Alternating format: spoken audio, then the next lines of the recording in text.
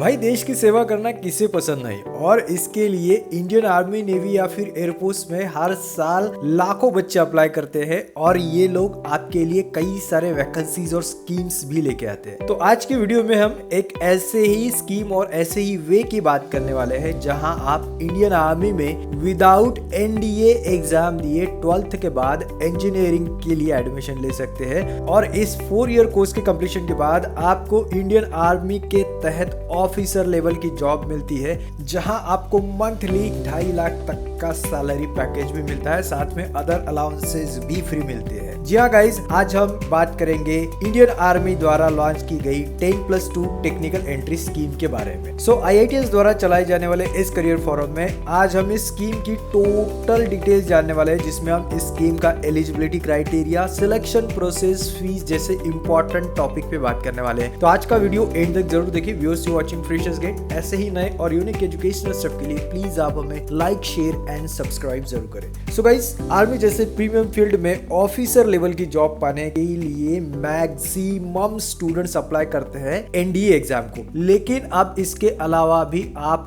12th के बाद यहाँ पे अप्लाई कर सकते हैं टेक्निकल एंट्री स्कीम जैसे एप्लीकेशन प्रोसेस द्वारा। ये इंजीनियरिंग एडमिशन का स्कीम है गाइस, साल में 2 बार आर्मी, नेवी या फिर एयरफोर्स द्वारा लॉन्च किया जाता है ताकि 12th के बाद बच्चे यहाँ पे इंजीनियरिंग कर सके। सो गाइस, अगर आपको भी ऐसे चैलेंजिंग और हाई क्लास फील्ड में करियर करना है तो आपको कुछ इंपॉर्टेंट बातों का ध्यान रखना बहुत जरूरी है। जैसे सबसे पहले अगर हम एलिजिबिलिटी की बात करते हैं तो यहाँ पे वही बच्चे अप्लाई कर सकते हैं जो ऑलरेडी 12th पास हो चुके हैं विथ पीसीएम ग्रुप। इसी के साथ आपको 12th में मिनिमम 60% होना चाहिए पीसीएम ग्रुप में, इसका आपको ध्यान रखना है। अब इसके बाद यहाँ पे एडमिशन के लिए आपका जेईई मेंस का स्कोर कंसीडर किया जाएगा, यानी कि आपके पास जेईई मेंस का वैलिड स्कोर कार्ड भी होना चाहिए। अगर आपके पास जेईई मेंस का स्कोर कार्ड नहीं है अभी फिलहाल में, या फिर आप अभी भी 12th में हो, तो नो वरी, आप अगले साल भी इस स्कीम के लिए अप्लाई कर सकते हो। यानी कि एवरी ईयर जैसे मैंने आपको बताया है तो ये स्कीम लॉन्च होता ही होता है। अब हम एज क्राइटेरिया की बात करें तो आप 16.5 ईयर से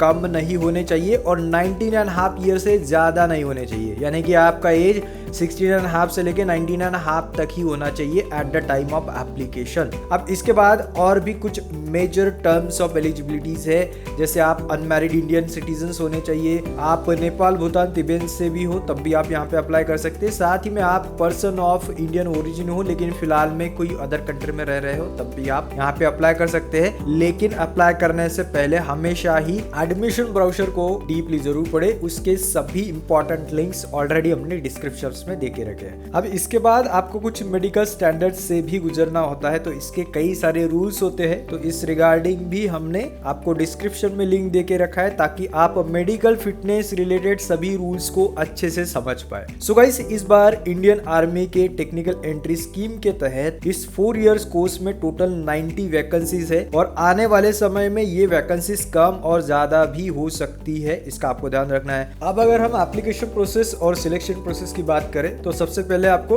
www.joinindianarmy.nic.in के वेबसाइट पे जाके सक्सेसफुली रजिस्ट्रेशन करना होगा। आपको रजिस्ट्रेशन के वक्त 10th का सर्टिफिकेट और marksheet with date of birth जिस पे है वो साथ में रखनी पड़ेगी। फिर 12th के सर्टिफिकेट और मार्कशीट भी आपको लगेंगे, आईडी प्रूफ और आपका जेईई का रिजल्ट कॉपी जैसे इंपॉर्टेंट डॉक्यूमेंट आपको लगने वाले हैं। अब ये ऑनलाइन प्रोसेस के बाद आपको ऑनलाइन एप्लीकेशन प्रिंट निकालना है, आप 2 कॉपी निकालिए, क्योंकि जब आपका सिलेक्शन हो जाता है एसएसबी इंटरव्यू के लिए इस प्रोसेस के बाद, तब आपको वहां पे 1 कॉपी सेल्फ अटेस्टेड करके सबमिट करनी होती है। अब एसएसबी इंटरव्यू में कई सारे स्टेप्स, सब स्टेप्स इन्वॉल्व होते हैं, जैसे आप यहाँ पे स्क्रीन पे देख रहे हैं, और इन सभी सब टेस्ट को अच्छे से समझने के लिए ऑलरेडी हमने डिस्क्रिप्शन में लिंक दिया है ताकि आपको एसएसबी इंटरव्यूज में किसी भी तरह की दिक्कत ना हो, आप पहले से ही अच्छे से प्रिपेयर करके एसएसबी इंटरव्यू में पार्टिसिपेट कर पाए। सो गाइस, जो बच्चे इन सब प्रोसेस को पार कर लेते हैं तो उनको मौका मिलता है इन 3 इंजीनियरिंग ब्रांच में से किसी भी एक ब्रांच में एडमिशन का। तो यहाँ पे आप समझ सकते हैं काफी लेंदी प्रोसेस होता है, काफी क्रूशियल प्रोसेस होता है। तो इसके लिए आपका प्रिपरेशन काफी इंपॉर्टेंट रोल प्ले करता है। अब गाइस अगर हम इस कोर्स की फीस की बात करें तो इस कोर्स दौरान आपके सभी या फिर मैक्सिमम एक्सपेंसेस इंडियन आर्मी द्वारा ही उठाए जाते हैं, यानी कि आपको किसी भी तरह का इसमें खर्चा नहीं आने वाला है।